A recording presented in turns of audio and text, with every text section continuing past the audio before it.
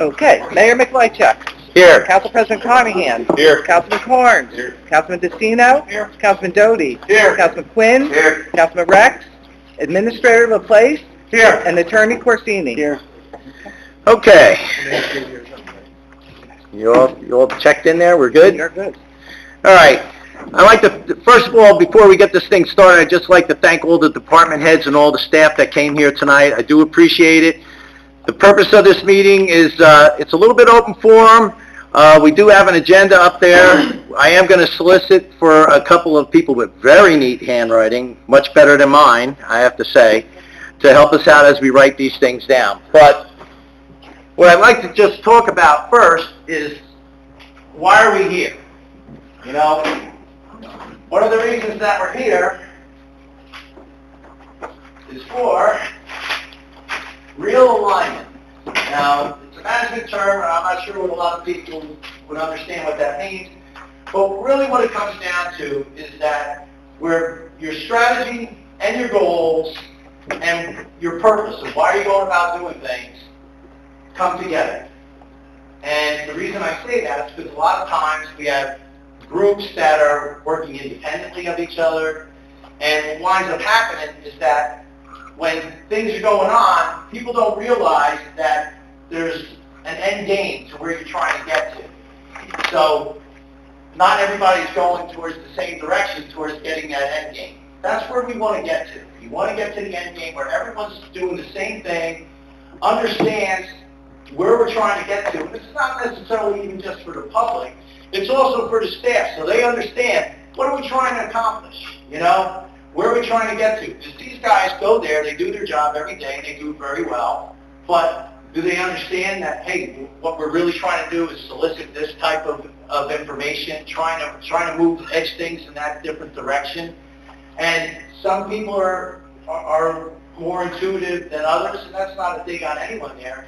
It's all a matter of us having specific goals of where we're trying to get to, that everyone can relate to, and we know where we want to go. Now the problem is that we're up here, and we're in the same boat. Now when I say the same boat, we think we know what you want, we go around and we solicit, we talk to a bunch of different people, but the bottom line is that really where we're trying to get to? We hope so, and we try and make the best decisions that we can. One of the things that came out in the last year is that a lot of people came and said, hey, we never have a meeting where everybody can talk and just tell us, you know, what's going on, how we feel about things. No one asks for our input about anything. You guys just make a budget, and off you go, and everyone's supposed to be happy and peppy. And then they get a budget, and then they get a tax increase, and no one understands why, and no one wants to hear that, hey, listen, this is what we really need to do to run this borough and keep it going in the right direction. What we're trying to do is to get towards some of that today.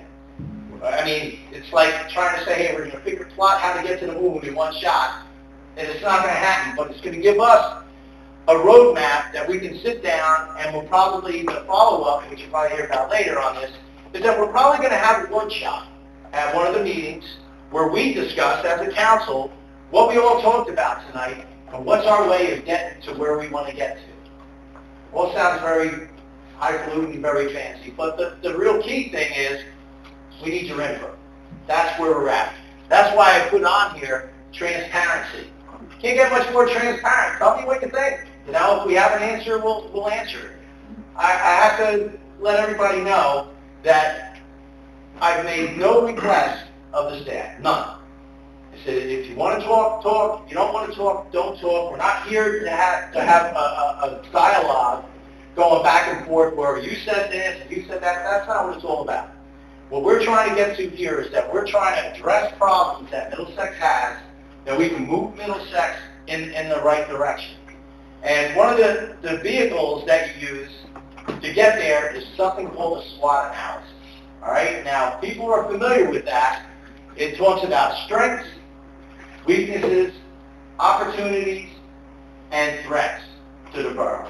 All right? And what you do is that you'll talk about strengths first, you list them all, and then you'll talk about weaknesses, you list them all, and then you do the opportunities and the threats, and then what you do after that is that you prioritize. these are the things that are most important for us. You know, these are the things that we really want to see, you know, in this town. You know, we do have some good strengths. You know, we have some weaknesses, as we all know, and we have opportunities, which, you know, a lot of times people, you can present an opportunity to them, they don't want to hear it because it doesn't exactly fit in what they've had all along. Because right in this town, you know, I mean, a lot has changed since I moved in, and some of you guys have been here a lot longer than I have, and I'm sure it's well different than what it is. And some of that is just because of natural evolution, and some of it's just because of outside forces coming in and tell us that we got to react differently to some of the things that are happening around here. You know, i.e., you know, we're sitting here with Lincoln Boulevard shut down. Why? Because there's a flood wall. That's great. When's it going to be done? 10 years. So we're working on stuff that's happening now, but it's way out in the future. You know, and when we talk about these strengths and the weaknesses and all that, that's where we're going to get to. We want to point these things out. We're going to take a little bit of a break, and then we're going to kind of go back with thinking about what our strengths are and weaknesses, and in line with all the things that we wrote down. What do we want to see out of the departments? What can we do to help make our lot in life a little bit better? Now, a lot of people who come in, I want low taxes. Hey, maybe that's where it winds up. But a lot of times what we found is, you know, I want this, I want that, I want this, I want 28 of these. Well, if I get these 28 things, you can have them, but guess what? There's a price to be paid. You know, and some of the things that are threats, in my mind, can actually wind up being very costly for the town if we continue to ignore them. But this isn't about them. This isn't about these guys. This is about you guys telling us what's on your mind. Now, I need somebody that can help me who's got better handwriting than me. So who's one of you guys get volunteer? Come on, Kenny. My handwriting, I would say, sometimes worse than mine. That's the way to go. Right, you can't read it. You know, you probably didn't go to Catholic school like I did. I had a problem, and all the rest of that. All right. And you look like you would love nothing more, especially the direction that you're pointing in, to take this on. All right? So, next page there. All right? You've got a break for a few minutes. Thank you. I appreciate the help. All right. Let's talk about first. All right? Some quick ground rules, all right? We want to have, and we appreciate and we're going to accept diverse opinions. You guys aren't going to say stuff that we like to hear. That's okay. I would caution you there. We're going to treat everybody with respect. This is not about personal attacks. We're not going to get involved with that. Please raise your hand, one speaker at a time, because years of drumming has put me with a hearing block, so if 10 people are speaking at once, I don't hear any of it. So just want to let you know. And when someone is speaking, you know, please try not to have any interruptions or your own private meeting behind. After we do the SWOT analysis, we are going to take a quick break. So this way it gives you a chance to think about things, and then we'll come back with the departmental analysis. Attorney Corsini is on the gavel. So things get out of hand, he starts rapping away, that means we got out of hand. So let's just start with the basics. What do you see when you look at Middlesex? What do you think when you come into this town? What are we? Are we an industrial town? Are we a farming town? What do you see? We're a broken down town. We're too progressive. We're not progressive. You don't even know that you're in Middlesex. What do you see? Anybody? Bedroom community. I see a small community that has a good basis of people that really care about each other. So it's a strong community. Small Strong community. Okay. Anybody else? If I had to look just at it arriving and going down the street, I would say that I get really ideas. No identity. Lousy branding. But Lousy branding? Like you Yeah, can just drive through us, you drive to Danella, you drive to Mount Brook, and we're just a way station. I need a point. Okay, anybody else? I think that one of the reasons for that is we don't have a downtown. I agree. Like down No downtown. Yeah. Anybody else? Urban sprawl. We've overbuilt our infrastructure. Urban sprawl, we overbuilt our... Do me a favor, expand on that a little bit, please. The sewer system. You take a place that used to be a parking lot, there were 0 toilets and 0 sinks and 0 showers, and now you have 200 of them. And they're all dumping into the same infrastructure. Okay, so... And during a storm, because I was one time in real time, I was on computer watching people talking about different things going on. People were instructed not to use the water if they could avoid it, not to use washers, dryers, take showers. I'm curious if any of the people in those apartments received the same notification. Okay. All right, anybody else? So that's what you see. You see basically a community that really doesn't have too much of an identity going, and we're just sort of here. Very little history. Everything old in this town, like the Room Schoolhouse, the Foothill Playhouse, all that kind of stuff has been torn down. Other than the statue of Lincoln, what else is there from long ago in this town? We keep changing the names of the parks, all that Right. kind of stuff. Okay, good. So no, what's a good term? No legacy? Sense of history? Sense of history, no history, no legacy? Well, it's a good thing you're working on that history room, huh? All right. Okay, what else? Well, let me ask you a question. What would you like to see? Oh, sorry, Sheila, if you want to just... I think that our town shows that the residents have pride in their town. So town pride? Well, I think that... Or resident pride? The town... So it's more the residents rather than the town, is what you're saying? Well, I think that your town, you sort of do what your neighbors do. And, like when they took down your school, a couple new houses came in, and all of a sudden the whole area just got intruded. So that was a sign that the neighborhood was reacting to that. And it was a good thing. If you drive around the street in Middlesex, you see people, I think, they care about their property. You don't see abandoned cars, you see an awful lot of fences. One less. What do you still got? Huh? No, Tesla. She said you see a lot of Tesla. Oh, Tesla, yeah, I forgot my question. All right. Just double check. Okay. All right, so let's take it to the next step. What do we want to see? Where do we want to go? What do we want to see for our town? Do we, Barbara? I'd like to see back on that town center kind of thing, start to focus more. Like many years we've been talking about that. People have come together and wanted that, desired it. And I really think we have to pay a little more attention to that. And that's Develop a town center? Develop a town center. Put a line and then put that underneath it if you don't mind, please. All right, develop a town center. What else? The surrounding towns like Cataway, Helen, and Somerville, they have like craft fairs, and downtown parade, and stuff like that. And I think Middlesex lacks that. So we have a lack of community events. Yeah. Is that a good way of putting it? Yeah. All right, so you use more community events. All right. Anything else? Yeah. Adding on that, how about a summer concert series?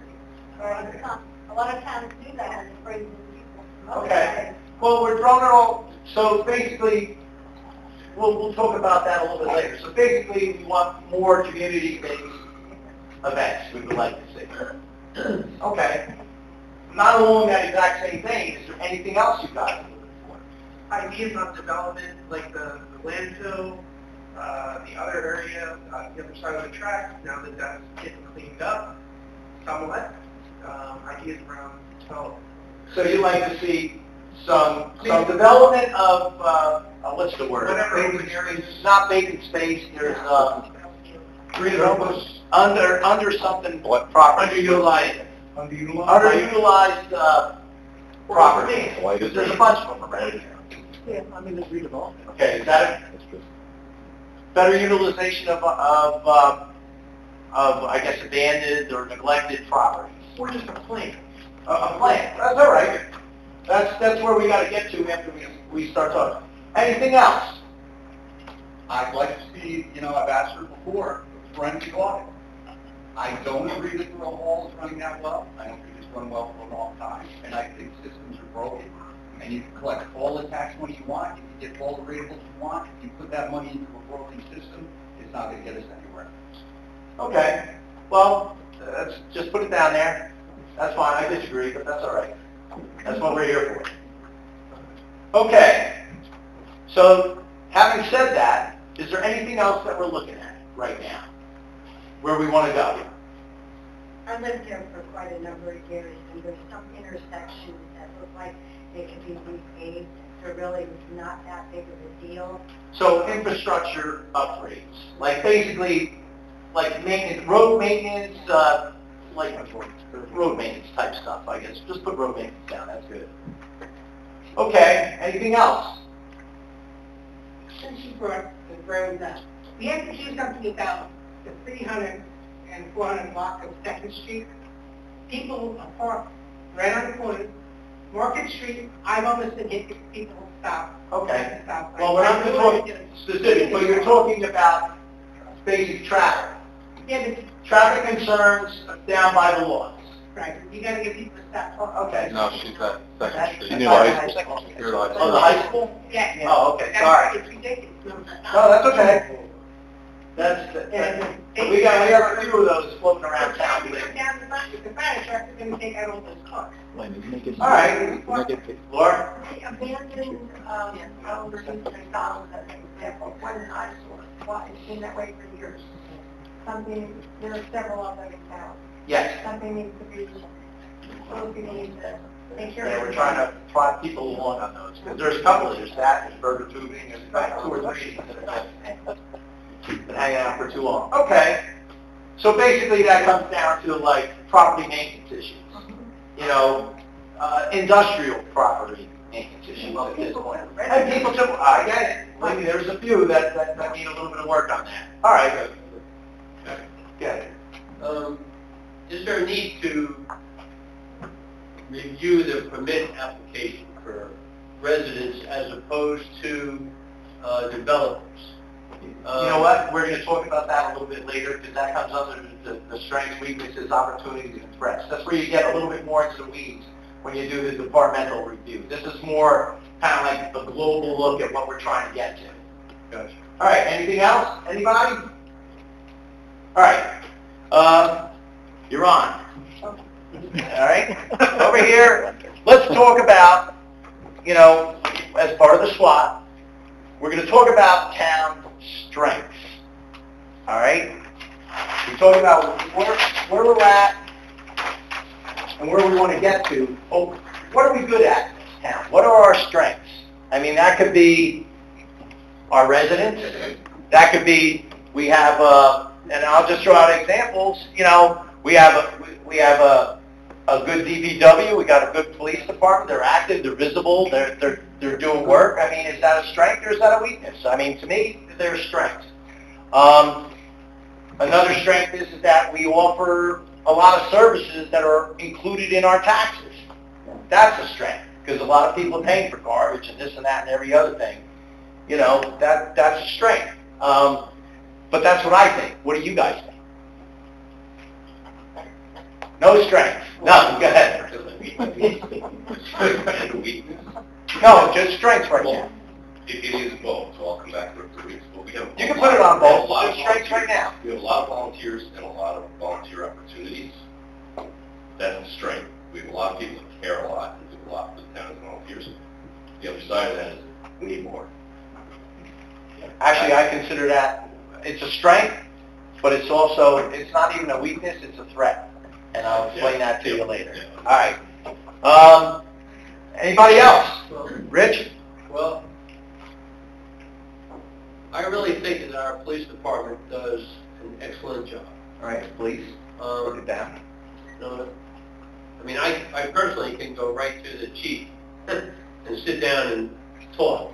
and I think that's a real strength for residents of Middlesex. They can do the same thing. Sure. You know, and Especially if you step out of line, you're going to wind up in front of the chief, who's probably the ex-chief and everything else. I mean, he knows my name, you know, that's the problem. Sure. But Jack, along the same line, you know, DPW, they're doing a good job. I'm working with the recreation department. They're doing a good job. You know, I think overall, if you stay small, you can laugh at them all. All right? And I think it's important to keep that perspective, that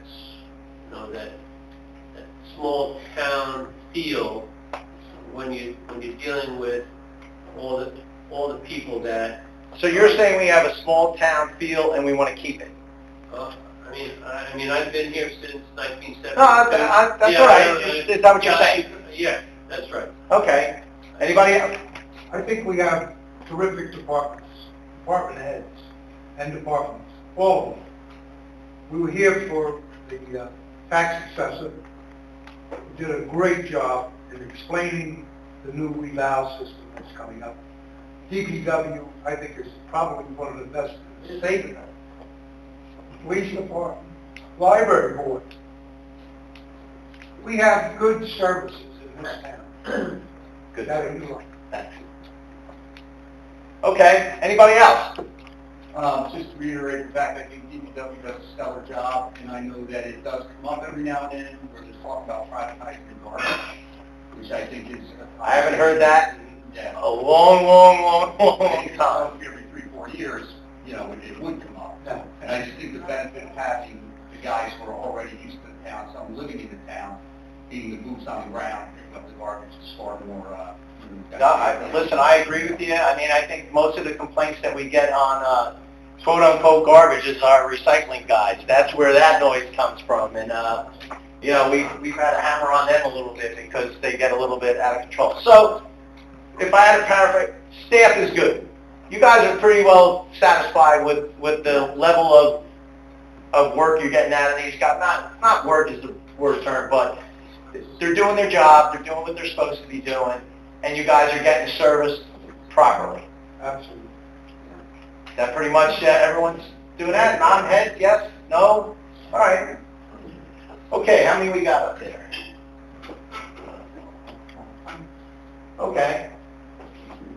All right. Kenny. I think we have good school system also. Okay. School system. Put it on there.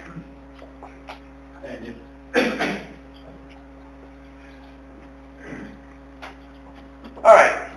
So, I think we have a good mayor and council. I think because they... no, you can't get anywhere by buttering it up.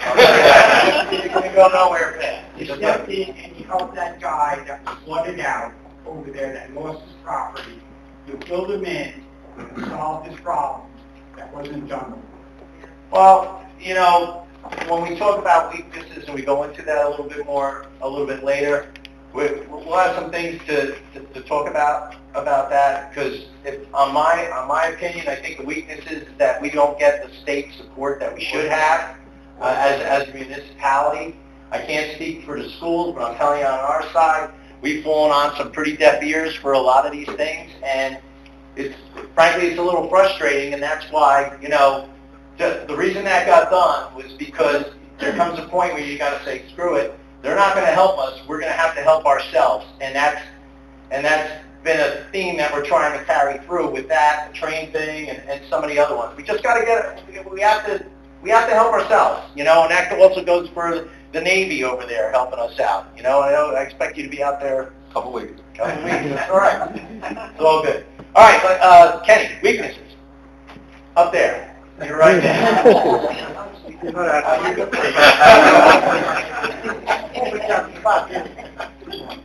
Just write a little bit bigger. You don't want me to do that, it gets worse as it gets better. Hey, listen, if it was me, forget it. You won't be able to read it all. Weaknesses. We had volunteers. That was a weakness. We need more. Weaknesses. That's a problem. Maybe communication. communication to get the volunteers? Because I've been here like 5 years. Or do you need the volunteers that would dive in? Well, let's just talk about the subject in general. Do you think our communication is weak? Could we do better? Yeah. Communication. I think that's definitely along the lines, as we move forward. Rich? Well, there are two entities that spend a lot of money. Here and There. across 28. Is there a line of communication between this group and that group? A one-way conversation. I think it's really necessary that it's two ways.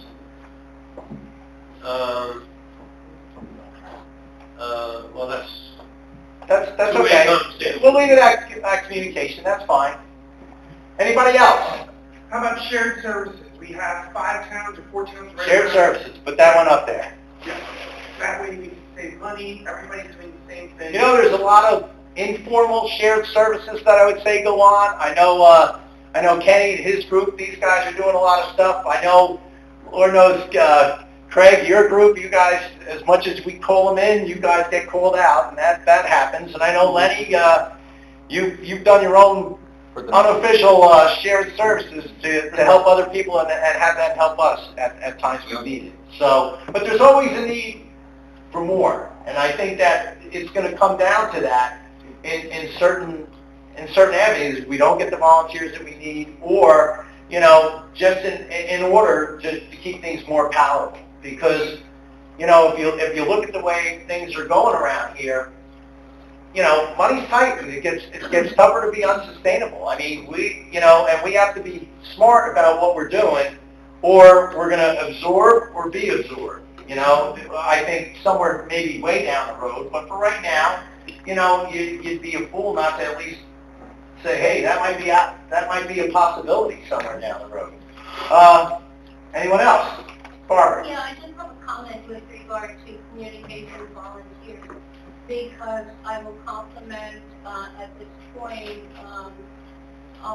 the entire Marion Township for being so supportive of an entire program that went on for over 3 months on every type of media and items that were mailed, a mailing to every single household in the borough of Middlesex with regard to the need for volunteers. And I just would like to see specifics of what they are looking for when every type of media was used to address and reach the people, because that would be very helpful. Yeah, we definitely need a little bit more work on like a communication plan, because I'm not exactly sure of even all the websites and all the Facebook things that go out there. And I'm having a mental block, but Kevin probably remembers. I mean, there was something that we just did recently where the communication was poor, or happened at like the last minute, and we did it. It was okay, but we could have done a way better job. And that's stuff that we are working on, and that's definitely a weakness, and that's definitely something we gotta look for. Okay. You mentioned state support. I would add a weakness or a threat as well as county support. We are more than I call it the critical and blood of Middlesex County. We're at one point. What do you have up there? State support? Put a boat. Middlesex County gets funds. Well, on the health department side, I would say they weren't service us well. That's why we're making a move. Anybody else? Just department-wise, just through my own interactions with people I speak with, a weakness would be code enforcement. I know some folks talk about they didn't see cars sort of parked or abandoned or flat tires or, properties that need maintenance. Property maintenance issues and code enforcement. There's certainly out there. That's a valid point. Anybody else? How about benchmarking? Everybody's, again, doing the same thing for all these towns. You could easily look up the data for another town. Can we benchmark how we are compared to those towns? And that may help you decide on budgetary things. Everybody's doing the same stuff. So benchmarking on how we do things. Does anybody look outside of our own self? I would say the answer to that is, not probably on everything, but I would say on certain things we definitely do. I know Caroline looks around at a bunch of different things. I know the library definitely looks at other things. The rec center, I know you look at it, because I mean, let's face it. I mean, there's a large amount of plagiarism in the world, and sometimes you want to see what other people are doing, and that's how you move things forward. I mean, some of the things that have been helping us is that we have a couple of unique issues, and we have been thinking a little bit out of the box on how we get around some of these things and still be compliant and moving things forward. It's not easy, but that's why where these things come. And you know, one of the things I don't even know, Claire, how many other people around us have environmental commissions anymore? It's around the town, so I know. Not nobody, right? No one does it. I think they're working on the green team. Greenberg does it. Down Brook? No. So, you know, there are certain avenues where we're ahead of it, and frankly, one of the main drivers of that is volunteers. I mean, we've had, you know, Claire come up and she's really grabbed the bull by the horns, and we've gotten some results out of it, which has been a good thing. Okay. Any other weaknesses? I think we could do better with our parks. I think if you're into football, baseball, soccer, there's plenty of stuff. If you and your family are into that. But if you're, I don't know, you want to hike, you want to bird watch, you want to go fishing, it drives me nuts. We're working on that. But I bet you, the plastic sides drive me nuts too. Right. What's it called? Park utilization? I think it's like more passive. Or facility, park facility maybe? You mean more passive uses, not the more active, organized events? Yeah. Or passive. So park passive uses. Yeah. Those three sports. Okay. Just you mentioned the lake, I would say it's unfortunate, but I would list the lake at this point as weakness. Put it on there. That is for sure. You know, another weakness is also the train tracks over there. That's a weakness. Access for grants, I know we do some, but could we look at getting more grant money from either the county or the state? Is it a weakness? It used to be a big weakness. We've gotten better at that, and I have to say that the group that we use is pretty active as far as trying to help us solicit for grants. We could always improve on that, which we will, but yeah, you can put that there, grants. Just to add to that, Mayor, I mean, in the last 2 years since we've used them, fire alone is almost $200,000 worth of grants. Just the fire department, that's huge. So it's not publicized. Yeah, A lot that's of grants are not publicized. You get money. I know you got park benches. We actually use the grants, yeah, we probably put it in the tech grants. So we're back to communication. All right, that's a big one. Communication is a big one. All right. Any other weaknesses? We're lining up the weaknesses. We got to work on the strengths a little bit, but that's all right. That's what we're here for. Okay. Yes, I think we should be trying to attract businesses. There's no more, you know, empty stores and things. Economic development. Economic development. That's a plus and a minus, because then it brings traffic. Well, there's pluses and minuses, but the bottom line is if everyone else is developing around you, you're getting their traffic that you have to contend with, and you get nothing for it. You know, whether you like it or not, that's just the reality of the situation. You know, so I can't read it from here. Rattle them off, Kenny. So we need more volunteers, right? Communication, shared services, state and county support from the outside, code enforcement, fishing, because that gets home, and then the duck pond right to lake. Parks, being passive, other than football, soccer, the tracks, grants, and if we are getting grants to publicize them more, which leads back to communication and then economic development. Okay. Anything else? Yes. I don't know what the conversation was around volunteers. We're talking about weaknesses of the town. It's part of a SWOT analysis. We've done strengths, now we're doing weaknesses. In the various committees or just overall in town? Overall. So I would just factor into that the application process for volunteers and how that is fair and open for everyone. so that to ensure that you are getting enough members that want to apply, that they Okay. have access and the application. What's a good way to word that? I mean, that's basically communication again. That's why I was making the point. I can't say on that, but we definitely have that process and application on the website for all of our committees and No, everything. I heard what you said last time in the Yeah. meeting. I just want to echo the point that I raised before, Yeah. that is a fair and open process Oh, for people totally to is. participate. We don't have enough people to see some nearly everything. You know what? Volunteers and communication, that's basically both of those. It'd be what handle We that. have a huge tab on our website, so maybe I think a good compromise is put an easier location button so they can click on it. You know, that's a good idea. When we get to the second part of this, that's where we do the departmental review, that's where we That start would talking about what we're answer going to fix. your- Okay, good. Okay. Young lady, you're back up here on this side. We are going to do opportunities. All right? All right. As a town or borough, what opportunities do we have? What opportunities do we have to make our lot better in life? I mean, an opportunity is we have the parks. The parks are an opportunity. I don't think, are we utilizing them the right way? Should we be doing something better? That's an opportunity.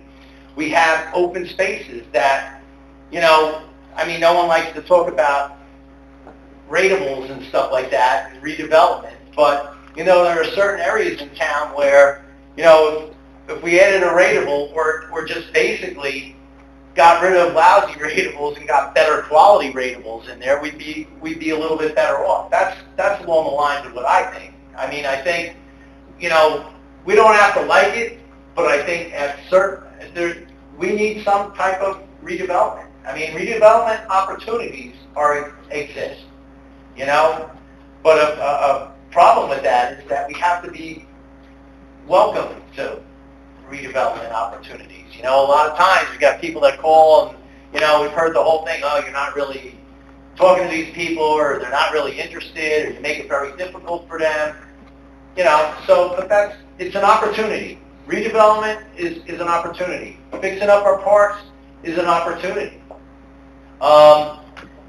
Frankly, an opportunity is better code enforcement. The broken glass thing. Get rid of all, take care of that type of stuff to basically pretty up things. I mean, these are things that I'm thinking. What are you guys thinking? Jack, can we get the most out of the redevelopment that has recently occurred? Did we get the most? Do we get the most out of the 300 apartments that we have? Some towns say, you know what, you have a 5-story building, we do not have a ladder that only goes 4 stories. So if you want a 5-story building, you're going to have to chip into the fire department. That's what I'm saying. I mean, We're not looking to put up 5, that's what the master plan is for. We're not looking to put up any 5-story buildings. But, we have, whenever we've done any of these redevelopments, there's always been, what else can we get for it? Can we get a section of road done? Can we get stuff like that? And I wish I could answer that question a little bit better. I mean, I wasn't on the J-Love for a lot of that stuff, but I know that a lot of these guys, as part of putting up a building, had to do, either fix a section of road, put some signage, do some different things to, in addition to just, I took behind the curbs and fixed my little thing, but they had to do, make some improvements. But yeah, we do try and work that in as part of any redevelopment package. well, those two big developments, they both got pilot agreements, and they only pay 5% tax to the county, and our tax, my tax in the county has gone from 13% to 15%. So if someone's paying it, and it looks like we are. You can't really look at it that way, Rich, because we're still getting, we get a lot of money from those developments. I mean, they're full. We're getting a good bang for our buck out of them. Okay. And then you're always going to hear the stuff, well, the school doesn't get their money, but it's irrelevant of the schools, because the schools present a bill and we have to pay it. Okay. All right. I stand corrected. No, that's okay. Young people, your town will become stagnant unless you get younger people involved. You do that somewhat through recreation, you do that through some other programs in the town, but that's an opportunity. Look for ways to get the younger generation in the school system involved in the community, because that's what makes it. Right, well, that's an opportunity and a threat. And like I said, we go over there because, you know, part of the problem with trying to get young people is that they're living in an environment right now where if you're looking at the 30-somethings and the 40-somethings, they got young kids. A lot of times, you know, in order to make ends meet, which, you know, it's the circular argument, you know, the guy's working a second job. And, you know, it's hard to go back and tell the wife, hey, by the way, I know I'm working 2 jobs, but now I want to volunteer another 12 hours a week doing this and 12 hours. You almost have to get to the point, you know, and this is where the conversations come in, where you almost have to, like, make it palatable to the guy that if they're going to do some volunteering, that it takes away maybe some of the need for them to have to work a second job. You know, people don't like to hear that, but that's the reality, because back in the day, you know, I know for myself, it was like until my kids hit high school, I was like a locked man. I was going nowhere. It was kids. That was all it was. And then once that turned around, you had some time. And you know, what people don't realize is that, you know, a lot of people do things. And all during that time, I was already working 2 jobs, you know, and sometimes 3, whatever side job you could get. That's kind of what was the nature. But if you're trying to attract people to do things like this, especially at a younger age, we're going to have to pull them forward. Their mindset is way different than ours. And that's just my 2 cents on that. I Sorry. mean the school system, though. Use your opportunities with the schools and the young people using communication to get them more involved in your community day, in your, like, one of the things I think really works well that they've done, which surprised me, but like they had the high school band be at community day playing. Right. So you need to get the young people motivated and give them direction. So it's just an idea, you know. No, it's a valid point, because, you know, the other thing that's come along with it, I mean, the 2 big things that we also try and pull, and I know Barbara's done very well with that, trying to pull in the, you know, the CERT kids, you know, and I mean, you pull, how many do you have We now? have them 9 cadets. 9, which is, we were down to what, 1? No, we started this program brand new last year. Right. At the end of last year, and now we have 9. Right, and you're bringing the kids. It's still like a little bit more communication. You got to work together on that.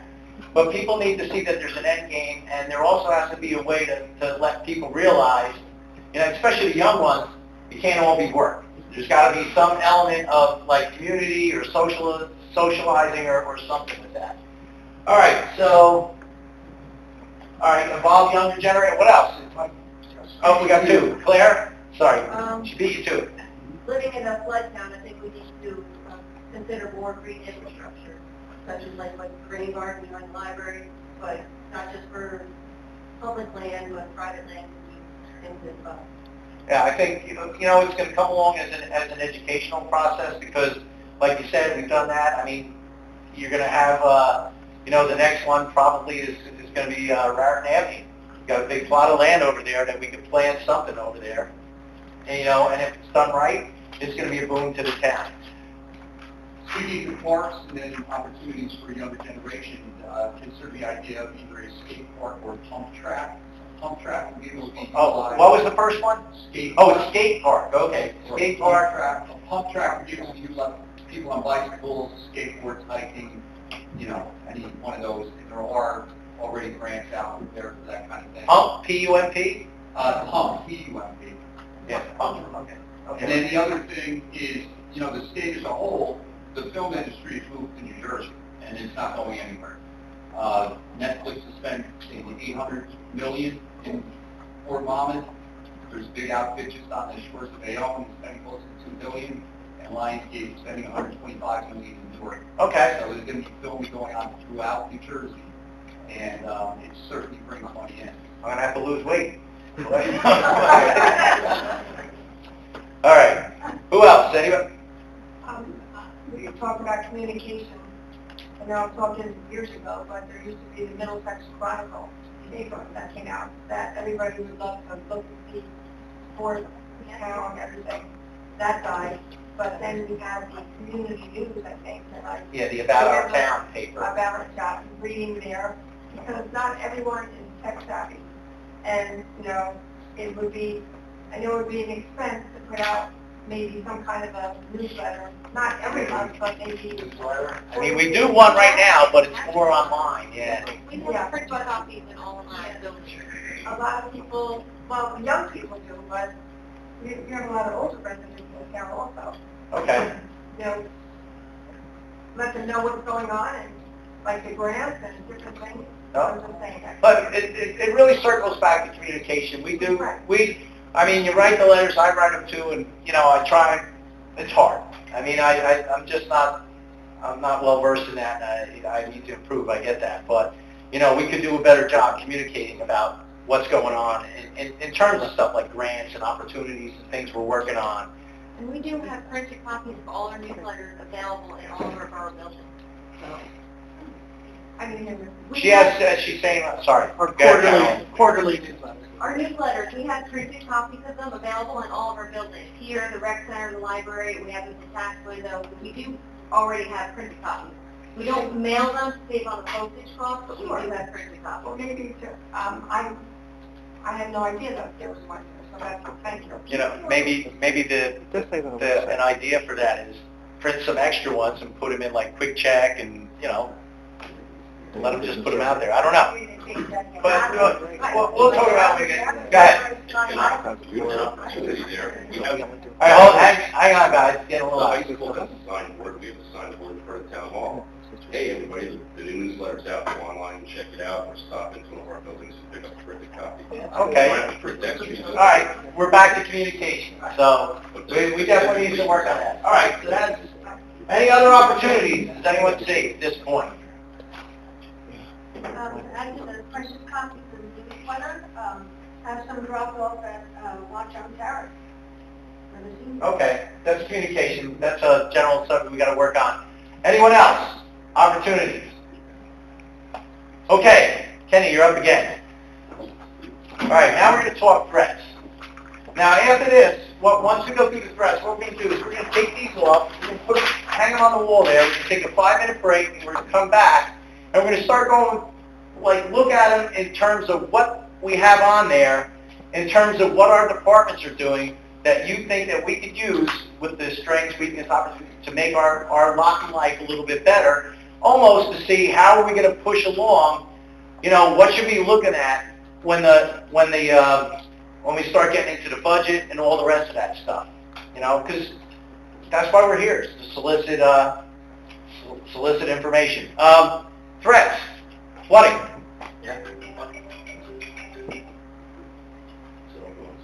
Cell phone.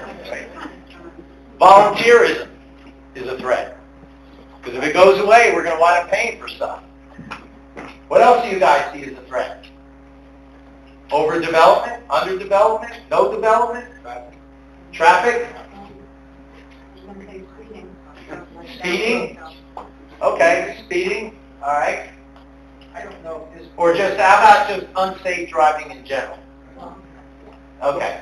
I don't know whether this would really be a threat, but I saw in the paper that we have a requirement that we have to build another 81 affordable housing units in the next... We're looking at that right now, but that's over 10 years, and I think the immediate need was for 14, but we really haven't dug down to the bottom of that to see where we're at with that. But that is something that's on our radar, because for a town like ours, we're pretty built out. Where are they going to go? Or how do you do it? You know, does that mean if someone has a rental apartment and they leave, now all of a sudden they got to become low income? I don't know. I don't know how that works. But it's something that we're definitely looking at because it's something that's got to be addressed. All right, other threats, yes. Taxes. We're just waiting for that. You took that long. That's all right. No, listen, high taxes are a threat. If you price everybody out, it's a problem. But that's where we come in. You got to have the balance. Because, you know, if we were the government, we could just print off a few $1 trillion. You you can make a lot of things go away. We don't have that opportunity. Okay, yes. I'll just piggyback on that and say when the taxes are high and because of the affordable housing, then you'll have people leaving the community. And that's not what we want to have. Exodus. So, Yeah. rents, high rents? Well, you lose turnover, so you lose identity. All right, turnover. Might have to work on that one a little more. I don't really fully understand where you're going with that. Like mass exodus. Mass exit, okay. Yeah, turnover, right? Low, too high taxes get you turnover. I mean, maybe it'll help to juice it a little bit, is I give it to McDonald's, to be honest with you, I consider that McDonald's to be a threat. That's 3, 4, 5 buildings directly across the street from your high school. Okay. Put it down. McDonald's. The property is just in a bad spot, and nothing's happening with it. All right, anybody? Depending on the taxes, if you really look at your tax bills, the majority of your taxes go to the school. And you just said something about when the school gets a bill, we pay it. Should we ever question that money? Absolutely. And that's what we need to do. It's a largely a one-way conversation, and part of the reason that it is that way is because the state has rules that they have to follow, and honestly, if they're following the rules the way it's supposed to be done, there's very little we can do about it. Can't question the overabundance of administrators. We can certainly question it, but we cannot coerce them to do anything about In it. a public forum, that needs to be taken up at their meetings. Yeah. Right, that's the problem, but what they want, they get. What we want, well, what we get what's left. If Well- enough of you turn out, you'll get what you want. Yeah.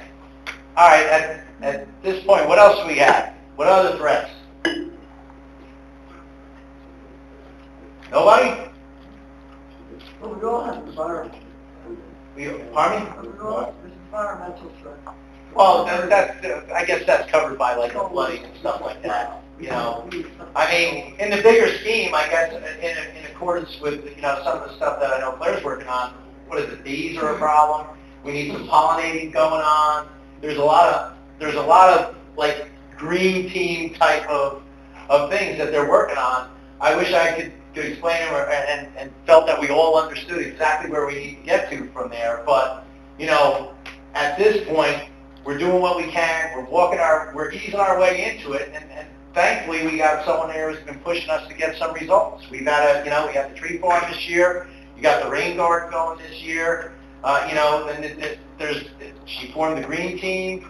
There's a lot of other things that are going to work on. I mean, one of the things that I know that I think the county coordinated was the stream cleanup, right? You know, maybe we need some more of those. Maybe we need to do a little outside of the county, do some more independently on us. I'm not sure what it requires to get that, and that doesn't mean that it has to be, hey Claire, we're giving you 28 other jobs, go hop in the stream and clean it all out. You need it's volunteerism, you need help. Hey, Mayor, I just wanted to mention, because I'm really proud of the work of all the departments on the environmental front. For instance, DPW has planted hundreds of trees this year, shade trees throughout the borough. The library has helped sponsor a rain garden behind it, and there's gardens, pollinating gardens in front of the library. Recreation is always doing things to appreciate the parks and enhance the parks. They weave that into all their activities. So I just think all the departments have really taken environmental issues. Don't be buttering them up, because Christmas is coming. I don't want to hear it. You know? We also, Mayor, just so you're aware, we have a clean community coordinator, that's Mark Stitt. He's a borough employee, he's my Parks Lead-in. He's created this county cleanup, and they pay for everything. Yeah, he's done it a couple of years now. So he's had several volunteers, sometimes 40, sometimes 50. So we have been in our streams, all paid for by the county, all paid for by the state. So just an FYI, we have been in our streams. Oh, well, I know that, because I think you did it twice this year, right? I think they do it at least once a month. So Is it they do once a it month? once a month. Yeah, but communication again. They So hold the there two you go. events twice. Yeah, they've done 2 events this year. You know, but there's a lot of other projects that, you know, we're just kicking around, because, you know, one of the things that we're talking about is Raritan Avenue, right? And Raritan Avenue is an awful lot of grass that we have to mow and maintain. And there's a way that we could, you know, maybe you maintain 10 feet and all the rest of it back there, you find some way to, either put pollinators in there, or trees, or a bunch of different things. And actually, I heard that there was, and I think it was Claire, you threw a wobbler out there. What if you put like a little nature path through there? You know, who knows? I didn't even think of that, but it's a good idea. It could be something that works for the town. It's an improvement on a piece of property that's way underutilized. But it's flooding. Yeah, but that's why you're doing it with all natural stuff. You know? All right. Anything else on the threats? Police department, we've done a lot of improvement in that area, but, you know, the idea of these other towns doing, to fund the police department, if you were to have issues, that would be a threat to it. So a threat is don't defund the police. So write that down. All right. So, yes. Jack, do people feel threatened when the building inspector comes to look at a project on their house that may have been done by a contractor? Do they feel threatened by the building inspector? Do they? Well, I'm sitting right here, and it's been a little over 10 years, and I haven't harmed a fly. And, no, I think that, you know, I want you to know that we are doing our best to go out of our way to accommodate the taxpayers, and we like to work with the contractors, but we will bang them over the head if they need it. There's a difference between a homeowner and a contractor. If you go to their home, is that correct? Do you look at the homeowner differently than you look at? Well, we're the homeowner's advocate. You know, we're there for you. Okay, we're there to make sure the codes are being enforced and to make sure the contractors do what they're supposed to do. You know, to the extent that we can. Okay. Okay. Anything else with threats? Barb. Sorry. Loss of all our emergency services was we Go. potentially. Well, that's volunteerism. That's but put it as a little something to that, because that's pretty much what it is. What about like what happens at the carnival, where you get these mass, social media things where it's 1,000 people showing up? Well, Is there anything we can do about that? Well, I mean, all I can tell you is that right now, I'm glad you guys don't know what I know, because there's an awful lot of stuff that goes on in the background there, and, you know, things are changing on that whole front, that it's just not going to become a runaway the way it was before, because they're a lot more astute to it. I can't really explain how it happened, but there was another minor event that just happened a couple of weeks ago or a week ago over at a place by Ferraro's, and that got handled quickly, efficiently, and with a lot less hoopla than it had before. But just so you guys know, and Craig, you can talk to us, how many agencies came in? 14 agencies came to help us besides us. That 22 other officers besides our guys. And that's the relationship we supposed to get off other towns to help us out. They put the call out and they came. We had towns in road process, Edison State Police, they were from all over.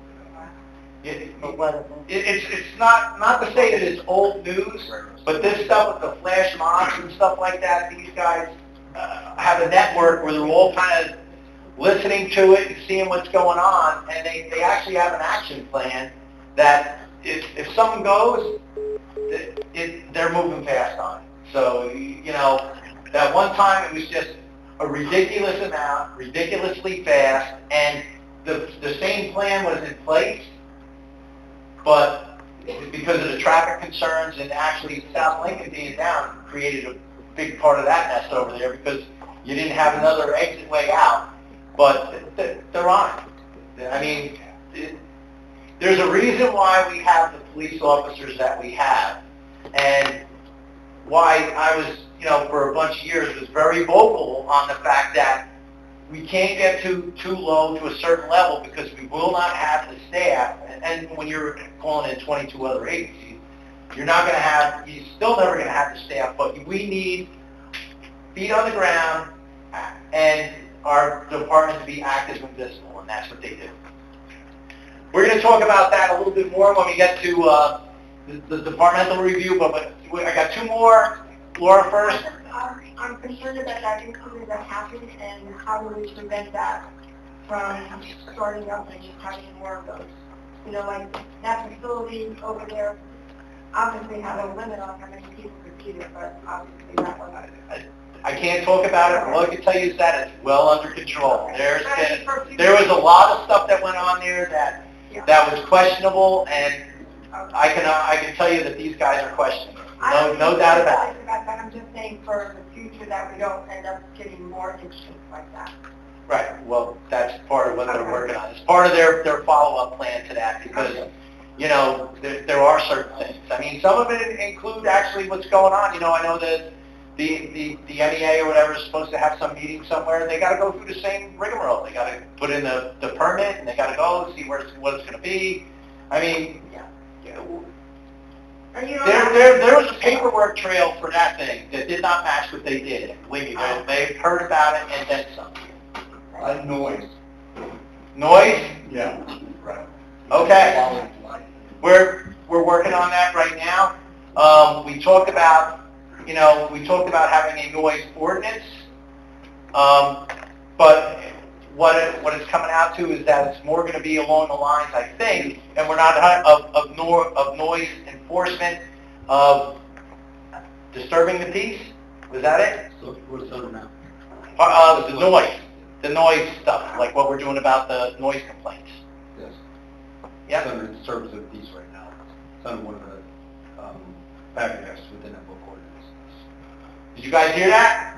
So if you look in, I mean, book ordinance says service of the peace is a 24-hour noise ordinance. If it's affecting somebody, they complain about it. Summons can be issued by the person complaining or the officer investigating. The officer, you can report about loud noise. We get there and it's excessive. We have the opportunity to sign a complaint. If it's not deemed excessive, we can let them complain know what the opportunities, how they can sign a complaint if they wish.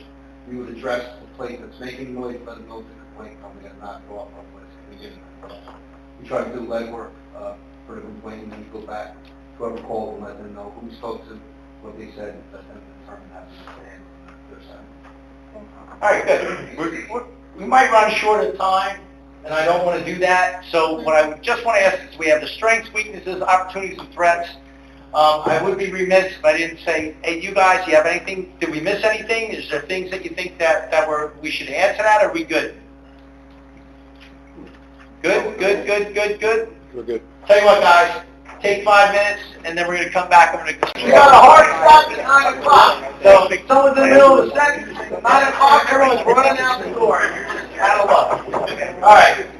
What we talked about now is, you know, we talked about a bunch of different things, and we're gonna do like a little departmental review. We're gonna talk about a bunch of different, like, departments, and we're not gonna get personal, and we're just gonna talk about what do you think that we can do to improve some of these departments, and we're gonna do it department by department. However, before we do that, we're gonna stop and do one thing first, because I did reach out to the schools. Roberta cannot be here. I know there's some members here. The only thing, because we do have a crowd here, what I like to do is solicit some respectful input, let her write it down, and we'll give it to one of the representatives, and she can give it back to Roberta, and she knows, hey, we're not making it up, this is what people think. Fair enough? Respectful, please. All right. Comments on the schools? Anyone got anything? Top heavy. Top heavy? Administrators versus teachers. Okay. Anything else? Kevin? Re-registering students. Re-registering? That's a big one. I believe in that. Believe me, I can't see anything major capital expenditure without having that done first. I think they'll have no support. None. As much as bad as it went down last time, it'll go down worse if they don't do that. Yes? Communication at the meeting. Now, at the next day, there should be enough people at that meeting. Sharon, you don't have to write this down. We'll give it to you. Okay. No. Claire? They should participate in sustainable jersey for schools. So I agree with You went way too fast for her to write that down. Good to hear. Sustainable jersey for schools. Sustainable jersey for schools? Yes, they can get grant money. So Okay. we had 5 high school students show up at the Green Fee meeting last night, very excited, and what? Sustainable Jersey for for schools. For schools. And just put in parentheses as a grant, right? Great. Got it. Anyone else? How about voting on the budget like we used to? Oh, yeah, that's state. Well, that's a state mandate, but that's all right, wrote it down, write it down, wrote it down. But, I mean, there's certain things you can do and certain things you can't. Anybody else? Rich? I think their philosophy of DEI is on its way out. It's a political thing, and I think if you go along with DEI, you're missing out on merit. DEI on its way out. Could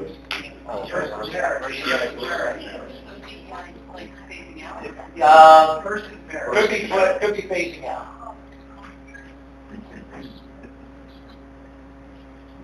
Anybody else? I'd say better communication between the liaisons from our and to their. Okay.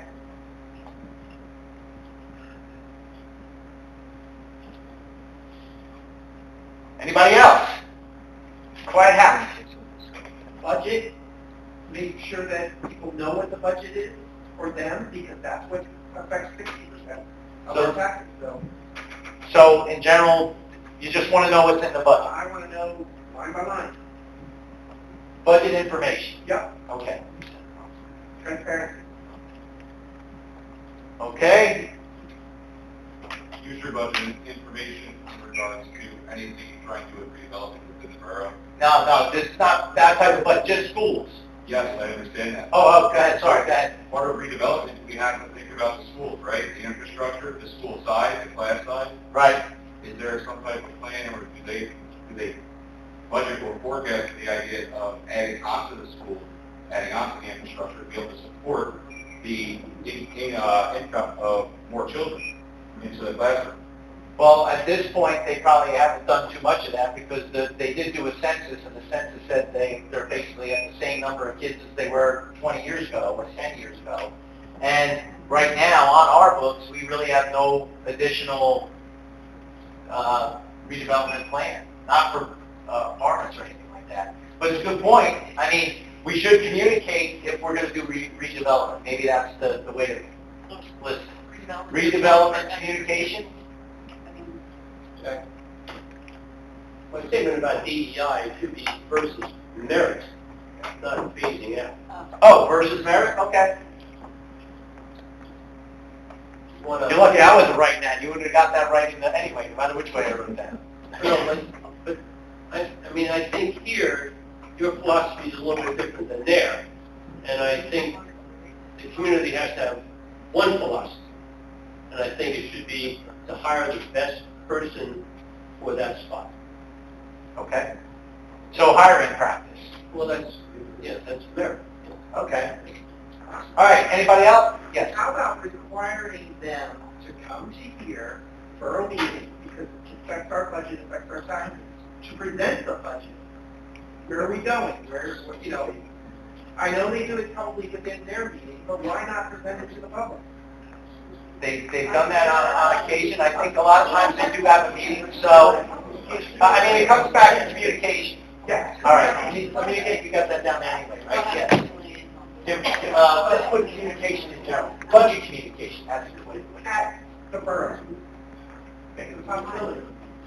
I mean, a lot of those meetings are fairly well attended. I think the last one I went to, Mr. Jody and I, it wouldn't fit in this room, that's for sure. But, yes. Is re-registration the same as checking leases, rental leases? In what respect? Yes. If it's not, Residency? I mean, I can't answer to what the schools do, but I mean, it's like when they have a new kid that comes up, and here's my address. I don't know what they do. I mean, I think here, your philosophy is a little bit different than there. And I think the community has to have one philosophy. And I think it should be to hire the best person for that spot. Okay. So hiring practice. You know, as far as like, on our side for code enforcement and stuff like that, I think basically what winds up happening, if it's supposed to be a single-family house, and they go over there and they find 35 people living there, there's a problem, and they handle it from there. On the school side, anything else? It's more of a state issue, but somehow getting the pilot money to the school, so that's not really our issue. It's a non-issue, actually, because it's not the way the pilots work. Anybody else? Not taking the maximum levy. Pardon me? Not taking the maximum 2% levy before it becomes a referendum issue. So on the budget, you pump in 2%. And they, every year, take 2%. Right. But not, maybe not doing that. Well, that's basically, you know, budget constraint, really. I mean, that's on theirs. I mean, it's justifying what, it's like anything else. They have to justify what their costs are. It wasn't necessarily the increase that got a lot of people flared up. It was the fact that they got $4 million over the last couple of years, and it seemed to just fade away without any type of, you know, and you still had a maximum increase. That's what I would still write that up there for it. That's not a bad point. They don't have to take the 2% maximum, they choose to. Right? Not go to the max. Not go to the max allowable percentage. Anybody else? All right, we're going to conclude this in a couple of seconds, really, because we got to move on to our stuff. Yes, Laura. Maybe you offer about the newsletters in town. Maybe the schools can also do the same thing. I know that there is a school messenger, but from what I understand, it's only for the parents of the school children. It's not for the community. Availability of newsletter, I think is the way to put it. I think actually almost anybody can sign up for it, and they'll probably send it to them. I don't know if that's the case. No. All right, anything else, or we're going to move on from this? All right, we're going to move on from this. Do you guys want this to take? All right, let me just grab my camera so we can keep it for our notes. As a matter of fact, you know what? I think I have your email. I'll just take a picture of it and send it to you. Okay. So the school board meeting for us, I believe they do. I can't answer that. They get broadcast, correct? They're simulcast, aren't they? Currently, they are live streamed, yes, the board meeting. Okay. The committee of the whole is not, but the board meeting is. All right. Thank you. All right. Anyway, your turn. All right. Listen, during the break, we had a couple of minutes to just take a look at those things. And you know, as we go through, because we are trying to get through this in the allotted time, let's talk about a departmental review. Let's make it easy, because I wrote it down this way, so that makes it easy for me not to forget one. Police. What do you think the police could do better? More active, more visible, less tickets, more tickets? I mean, they're out there pulling people over. I mean, does anyone have any comments on it? I mean, Oh, no. go ahead. I live on Washington, also known as the cut road. With all the stop signs. Police were there in 2017. I haven't seen a single cop in years during school hours, specifically school hours, going to school and coming back. Well, I would tend to think that'd be pretty much all over town with stuff like that, so better police presence during school hours? What, like drop-off hours and pick-up hours? Is that what you're referring to? I mean, the stop signs are going. Rolling stop at best. 11:10 will actually stop. But other than that, and yes, you're right, I've seen comments from President of Park County too, but it is. It's just a couple of us. Okay, so traffic enforcement. On the side streets.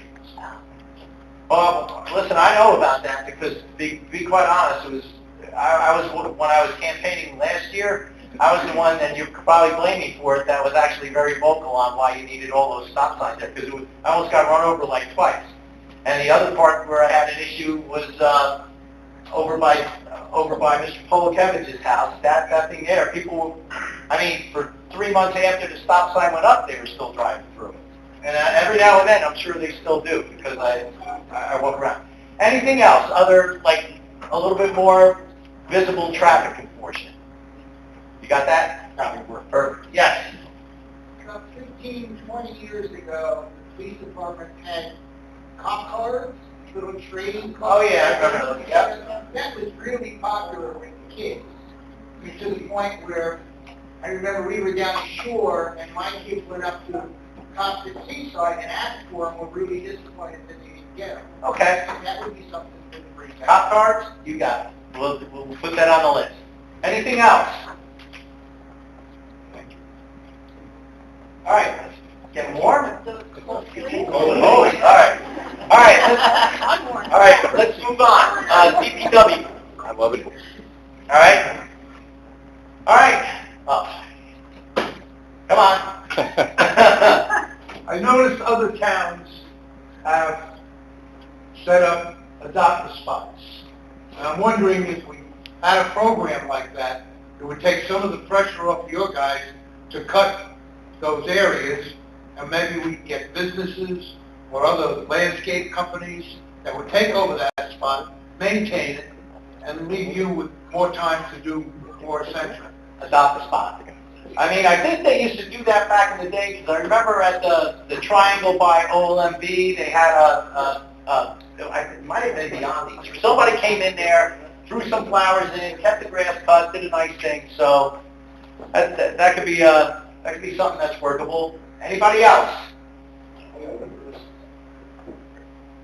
I saw up in New York State, my friend brought all his furniture to his DPW spot, and they had an exchange area where good stuff was put there for anybody to take. And maybe in town... Was it covered or just out? No, it was covered. It would have to be a trailer where, and I'm sure that some good stuff, I mean, you know, one man's junk is another man's Treasure. you know. But it just might work out in town given the economic environment that we're in. Yeah, Claire, do they have a name for that? I've seen, talking about it last night. was it like a CPW recycling swap or something like that? I don't know. Write it down. All right, anything else? Yes. Thing, but we have this wall, and we have a painted page. So what if you can do an art in the park, or art on the wall, like murals? They won't let us, paint. What was that? They won't let us because it's all graffiti proof, so that's what, we're not allowed to touch it at all. That won't walk into the art. Yes, Paul's back there, so Paul walks in. Thank you, Paul. Okay. That wall belongs to them. Well, you know, and that goes along with some of the committee work that these guys are doing. That's something like for the beautification committee or the cultural and arts and stuff like that. Anything else for DPW? Next one, rec. Oh, sorry. But one thing that I see, and I know it's not going to win me any, but, you know, when people, I call it passive donations, where they just walk it out to the curb and put a free sign on it, and then it sits there until it rains, and then these guys have to go pick it up. Yeah. I mean... Is that a big problem, Lenny? Yeah. You see that a People lot. just put stuff out, they don't sell it in the garage sale, it goes to the end of the driveway with a big free sign on it. Well, it's still good. Well, yeah, it was good until it got rained on, now it's junk, and it's sitting there, and these guys got to pick it up, and we got to pay it for ribbons. Good point. What would you call it? Yeah, what's illegal? One large dump day? One large throwaway day? That you have This town gets the most junk day ever. Going every day. All right, just look down at, you got it down there? Okay. I think one of the young ladies wants, yes. They don't have it like we do. They have municipal garbage. Dumping stuff. But they come That's every a day. big problem at the library. I wish we had Leave that. their boxes of books, leave their boxes of things, boxes of books with animals still in them, right in front of the sign that says, please don't leave donations here. There's nothing else. Wait, donation control? In Any general, I would say? ideas on that is something that we've been fighting with and trying to figure out how to fix for 17 years. And Well, you know what, maybe, you know, but we don't communicate that that's a problem that well either, so that's part of it. And well, they drop it right from the sign that says not to drop it. That maybe they can't do. I don't look at it, Some people aren't anything else? All right, let's move on, because we're getting down to the short strokes here. Rec. What do you think? More programs, less programs? What can we do to get more kids, less kids? More activities for the kids? Are we missing an age group that we're not getting? By the way, if you guys missed the haunted house, you missed a good one. That was pretty good. Can I talk about that? We did have the National Honor Society come and help us for that event. So we do, and Girl Scouts also. So we do get involvement with the younger generation. All right, but what about the middle-aged kids? Teens? That is the group that helps us. Oh, okay, that's good. Is that like the Key Club and those guys? Yeah, okay. All right, Kevin. Is there any possibility of getting some of the youth involved with what's going on in Borough Hall? I mean, these kids know how to fix the website, put a website together, update a website. I mean, I know we pay a web service. And this would be something a kid can use as a resume, It's possible. We can certainly look into it, and I know that there's ways of them to create things without going on to the website in general, that they can basically forward it to make sure it's not loaded with, viruses or anything like that. It's not a bad idea, because we do have the more we communicate, the more we're going to have a need for more flyers and this and that, and web pages and all that. So it's a good idea. Put teen involvement. Teen IT involvement. That'll do it. All right. Anybody else for the rec? She's going to kill me, but... All right. That's it. Thank you. People want an opportunity. I'm running a race on Election Day. They can come down to the park, and I'll show them how to appreciate a little cross-country. Which park? At Memorial, at Mountain View. Mountain View, really? Yeah. It's like the Middlesex 5K that was there, the Middlesex Challenge? Elementary school. Oh. I want to help you there at 1:30 on Election Day. But many times I look in the summertime, and is there something for adults to do, like the summertime bowling league, where couples would, just go for 8 weeks, or a horseshoe league, Summer adult program. something like that for adults. I think it might take one. I know you're not going to talk to me now. Okay. This may already be happening, but coordination between the library and the rec center, because both do programs, and Chris, you're probably already... All the time. I mean, Yeah, these two are... Trust me, you get one, you get the other. No, they're working on it. Okay. Flip right down. You got it? Good. Anything else for the rec? Okay. All right, let's go on. A personal favorite, construction. Anything on construction. And that'll include like code enforcement and all the rest of that stuff. We kind of talked about that, and we are working on that. And it seems to me that what I'm hearing is we want to have more active code enforcement. Is that a fair? Absolutely. Is that a fair way of putting it? And that's for industrial and residential.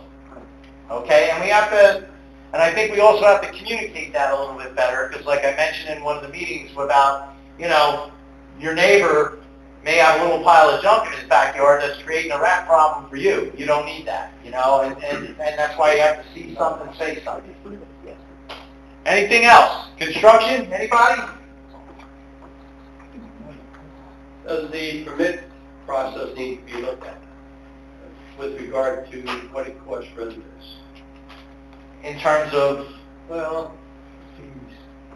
someone had a plumbing permit to put up a above-ground pool, and I don't know what the permit cost, but it was for a backflow valve for his hose that's used once to fill up the pool. The permit may have cost $20, $30, I don't know, but the remedy was $2. Is that really? it's an isolated case, something like that, but for the most part, what I've seen, because I've done 4 or 5 different permits, everything from an addition to a pool to a fence, and I got to tell you, our rates were on the lowish side, to be quite honest. Huh? A lot of that stuff get by the state. Well, let me speak to that. Yeah. There's an ordinance, right? We have the fee ordinance in town. So if you go on the website or go on the code site, you can look at the construction code fee ordinance and you'll see. And so it's actually not $25, it's probably $75, because that's the minimum fee for any kind of plumbing permit. So, you know, we have administrative costs, and we have to pay inspector and vehicle, and we have to go out. So it seems like a very small thing to go and look at, a $2 thing, but it's just a $75 fee. Conversely, we could go and look at a $2,000 water heater installation for the same $75. So unfortunately, it's an extremely detailed schedule. We just wouldn't be able to manage that amount of transactions to have every different thing you could think of with a separate price. See, that's just what I'm talking about. You have a $2 problem and a $2,000 problem. The fee is the same. Right. But that's anyway.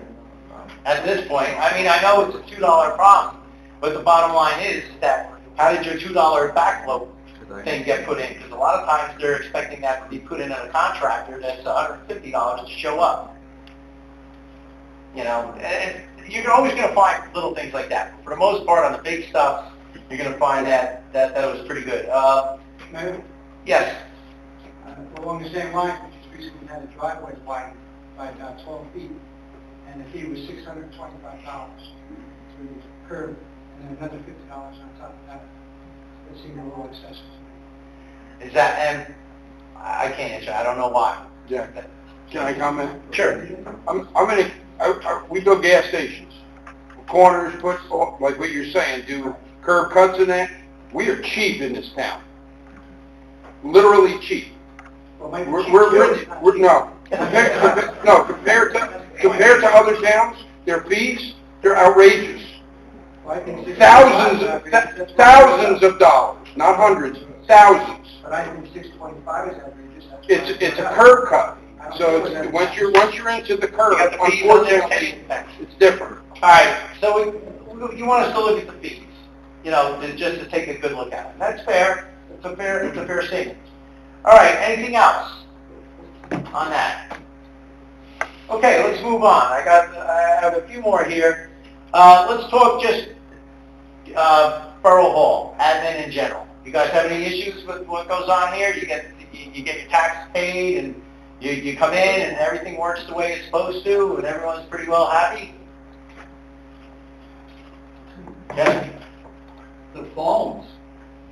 The phones. I Write that down. mentioned, there are people who you call, you hit their extension, there's no mention as to who they are, what department, you get a generic answer. Nobody. You mentioned that at the last meeting, and you're 100% right on that. That Nobody's you know, the voice on there should match up with whoever's on the phone and all the rest of it. So the phones, I guess, admin and setup is a good way of putting it. All right, anybody else? Yes. I've come in at night for a meeting, and the whole building is like at 65 degrees. It's crazy. All right.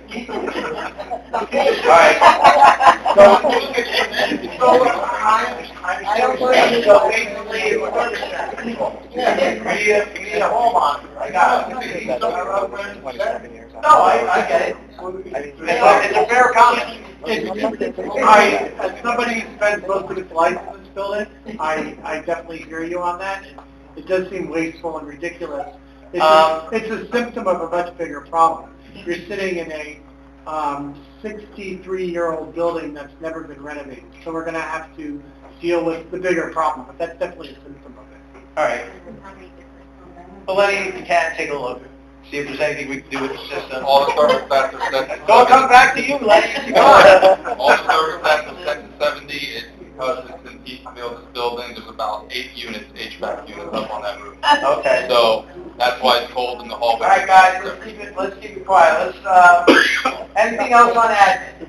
Kevin? The email, they have a receipt, so that if somebody sends you an email, then if something's generated back to them, to let them know. Right, receipt, that's a good one. We talked about that. I think mine's set up to do that now. Should, unless I screwed it up, but I think I have it. So add receipt? Yeah. All right, anything else on admin? Jill? A couple weeks ago, there were a number of complaints about Board of Health response. Board of Health response? From the county. And, when we had a board of health person here, the response was immediate. And now, there was something, the answer was, well, it's county. And I'm wondering if that's a common. Well, it was a common thing for Middlesex County, and we're hoping that starting January 1st, it becomes not a problem for Somerset County, who is going to be our new... We have incredible, when we were the regional health commission sector, we have incredible board of health. Yeah. Well, we're hoping they promised us a good thing. All right. Didn't mean to cut you short, but I'm trying to... Anything else on that? No? Okay. Bob, did you have something you want to say? No. Yes. When I make an appointment with someone in Borough Hall, I expect them to be there. When you make an appointment? So, a missed appointment. Okay, write it down. That's fair. Okay. Let's move on. This is probably going to be a very quick one. Courts. Usually if you're in the court, you're not there for the best reason in the world in the first place. Does anyone have anything to say on it? Okay. And you thought you were going to get away clear. What about the library? Anything on the library? Barbara? Phenomenal. Okay. Yeah, I was going to echo that. I know we talked a few times about programming, and you've always been open and receptive, so I just have Come back. Let's talk more about programming. Definitely. Bob? The library cannot be perfect the way it is. How would you get paid to say it like that? Is that the Friends of the Library? Oh, you guys all like all right. We got one more. Wait, sorry. Building on that, there are a lot of WACs or banned books.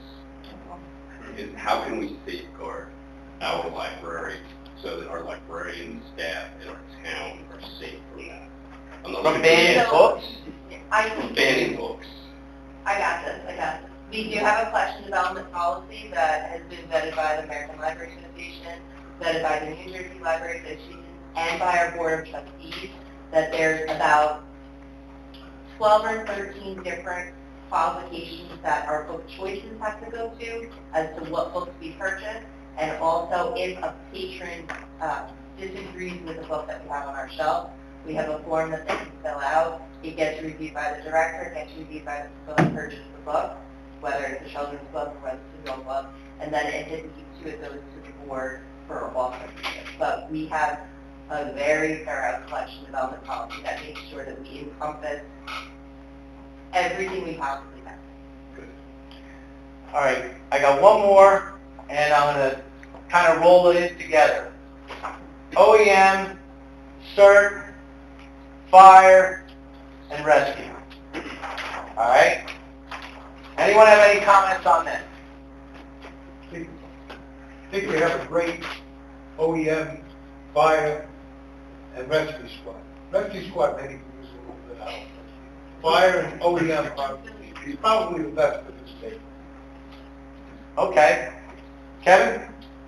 Community accessible information in real time. What I mean by that is during one of the big storms, there was a councilman who was out in the field, and he was actually answering questions that people were sending, trying to find and answer. Was this during like an emergency type thing? Where, was this something that would have been a fire thing, a police thing, or an OEM thing? Or just OEM, and it was just in regards to kind of like answering questions at the website, like what to do at that moment. There are a lot of new people in town, and when water starts backing up into the basement, it's new to them.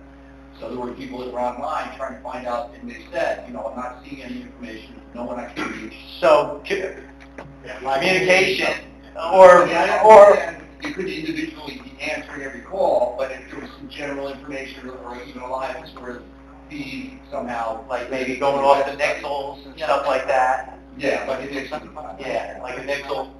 Okay, because I know for them, they do a lot of this with I am responding and the rest of that, and that usually helps them communicate, but as far as communication out, I think I've been talking out of turn. Go ahead, Lee. If you're talking about, for example, It might have been. It was one When of we them. talk about during the night, at that particular time, we didn't have access to be posting anything on the borough website. However, it was talked about after that, and we were given a process to be able to do Oh, that. so there is one now. Okay. Yeah, that's what I was. Yeah, I think the question maybe is immediate enough, you know, so I don't know. We'll have to look at it. That's a good one there. So just when there's flooding, if you could put it on the website and on Nixle to let people know, for the people that are in the flooded areas. Okay, so basically whenever the OEM is activated and stuff like that. Use your facilities less, because the more that people use it, hurts those that are in the flood area. Like it just balances out more. I think when Downbrook puts their flood camp, everybody here should know. Yeah. Yeah, that's a good point. Boundbrook Floodgate, Kenny. Yep. All right. How many people are on this? Oh, There's two platforms. One is for text message, one is for email. It varies by the day. People are signing up. Probably about 4,000 are on 4,000 out of this now? probably about 2,500 are on email. Depends. It goes during the storm. It'll surge up to 7,000 people. Then people they unsubscribe. Okay, yeah, because then they get it and all that, and they don't want to hear it. 4,000 is good, but not. It's a good number. All right, anything else? Come on, guys. Actually, one other thing that came to mind before Hurricane Sandy is that there were a lot of road blocks, but then it didn't necessarily direct anyone. And I understand it for extreme circumstances. But like for 99 Green had like a tractor trailer, they didn't know any better, they were just being rerouted. And then they had to slowly back that thing all the way down Green. But I guess that the detours lead to something. Again, that was quite a while ago, I'm sure it's been improved. Yeah, well, they have made improvements, and it's a little bit hard too sometimes, because, you know, the way it works, especially with Sandy, the blockages were all over the place, and not even in standard lanes. Extreme situation. Yeah, that was extreme. But, okay, anything else on these guys? Yes, ma'am. Is there emergency preparedness outreach to the community to like do with, I'm calling it training, but to gather people so they know what to do with the steps to take, or is it just mostly communication on the website? Like an evacuation. Not in fact, I think she's just like, what's the action plan? Barbara? At every, pretty much every community event, like National Night Out, OEM has a lot of information for preparedness. That's one of the main parts of our mission, and we get it out to people. They have to take it. We can't go door to door handing it out. Yeah, no, I'm just wondering about something that's like, maybe done on a regular basis, other than just communication on the website, a way to bring people in. We have a lot of information from FEMA telling you preparedness for hurricanes, high temperatures, low temperatures, flooding, Extreme weather. tornadoes, stuff like that. And it's on the website all the time, it's on Instagram, we have our own Instagram. Well, it all comes down to communication. Maybe we need some other type of training, Right. or maybe none, or we have to educate people. Here's where you go. Right, so I'm suggesting to look at a different way to bring information to people, in addition to the communication that comes from coming to events or on the website. If there's a regular program, I'm going to call it, that you bring people in and gather them together to talk about emergency preparedness and how to do that, and do some hands-on skill building, something like that. Okay. As a recommendation. So, communication, education.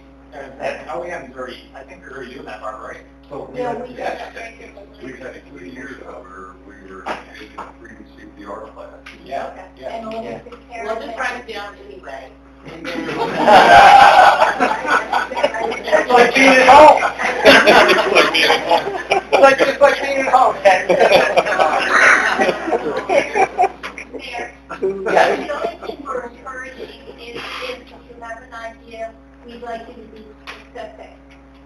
So meaning. Oh, yeah, no. Communication is where it starts. I mean, Right, but then you have to be specific where the lack you is so that we can address it. that's what we're gonna try to do. That is why we're always on top of everything all the time.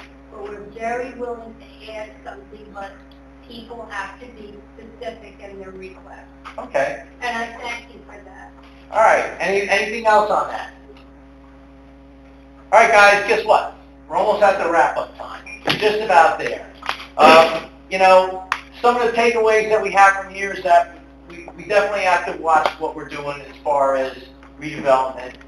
We have to be a little bit more aggressive at maximizing what assets we do have around here.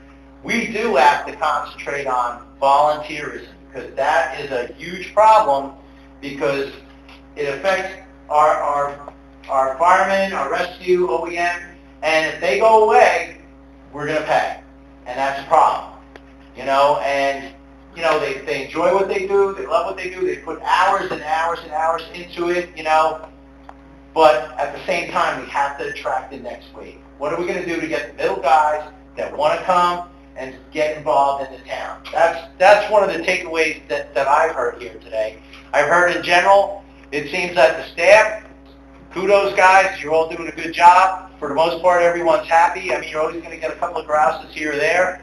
We have some administrative things that we have to take care of in terms of like phones and communication and nixles and emails and stuff like that. That's other stuff that we have to do.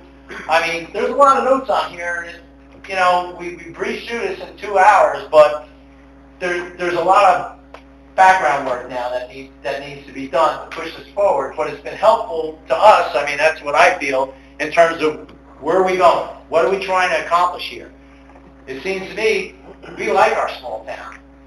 We want to keep it a small town, but we got to figure out a way to afford our small town. And how are we going to do that? You know, and that's going to come from being creative in some of the things. I mean, it seems that, you know, everyone talks, they want to see more programs and stuff for you two ladies over there. But the problem is you need volunteers to help you get these things off the ground and out there, because there's 2 people, that's it, you know. So if you got 5,000 people showing up, it takes a little bit of an operation to get that done. I do think that we should have more community events. It's not that easy to pull them off. With not having a town center does make life a little bit difficult. I absolutely would love nothing more than a concert series, because, you know, being a musician, you know I love that stuff. But, you know, that's where we're going. I mean, and I have to thank you guys. I'm glad you guys were here to hear it, because now you know this is what they think. That's it. You know, we're not making it up. We're not blowing smoke or anything like that. This is what they say. This is what they feel. You know, you guys are tough because it's a customer-centric business that you guys are in. If they want to come in, that they want to feel that their needs are being met, that they're being supported, and most importantly, listened to. That's a big one there. I like to thank the guys up here and lady up here, because they didn't have to come to this, but they're interested and they want to be here because they want to hear it for themselves, and it's part of the plan for us to be able to move things forward, you know, and that's where it comes down to. I mean, we're lucky. We are very lucky, believe me, when I go around there and I see things. I see what goes on in other towns. I've been a plant manager, operation manager for 37 years over in Roselle. And we've had everything: chemical spills, fires, explosions, I mean, accidents, injuries, you know. And when you see the level of support that happens here, you get a real good appreciation for the things that go on. I mean, and no, not to put down Westfield there, but when it snows, I guarantee you, our streets are way better than theirs. Every single time I go, because I drive there, you know, and that's what I forget. And not that I'm wishing a lot of snow on you, because it could happen, but, you know. All right, does anybody have anything else they want to add at this point? You know, and I'm glad at the school, you guys showed up, thank you. I'm glad you took some notes, you heard what they said what they said. It is what it is. Yeah. One last thing, when I was younger, they had a program in the town where young people would go and work. I don't know who paid for it, if we did voluntarily, to go and work for elderly in the town. So there's no, I mean, other than you have your building here, is there things that, like leads, and things like, is there something that could be? Honestly, I don't know. I think back when I was a kid, it was called the CETA program. They used to hire you to go help different people, and I was a problem. That's what happened. I mean, But she said, showing I was snow, here. things like that, and just come up with.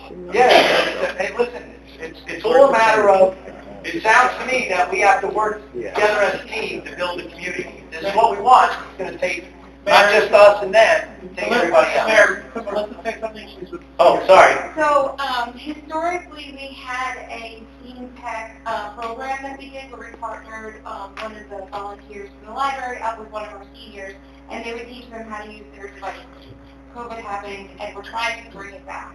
And the aspect of gardening and lawn and all of that, it's hard to get volunteers. It is tough. But that is something that we always try to, connect to. We do have volunteer food shoppers for some of the seniors in town. We try to find a way to, make all of their needs happen, based on, I recommend that everybody come talk to us. With community service, have a, you can send to do some community service. Can we tap into that? That I don't know. I'm not sure how community service works. That's it. We can ask. Find out community service. Towards community service. We'll do it. All right, guys. We're just about there. Anybody else? Last comments? Because we're. Yeah, Mayor, I got one thing. Go ahead, Kenny. Right, Hey guys, listen up. We got 55 seconds to go. I'll take care of you. So the only thing for me, and I think for OEM and for EMS as well, members. Without members, we don't exist. Members are made from the borough residents.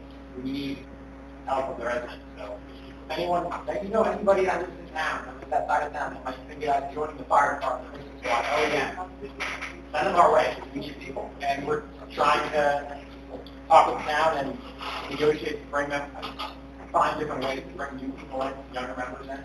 But anybody has any ideas, shoot them our way, or send your people our way. We need members. Everybody. All right. Guys, I have only one more thing to say. Motion to adjourn? Motion. Second? All in favor? Aye. 10 seconds to spare, guys.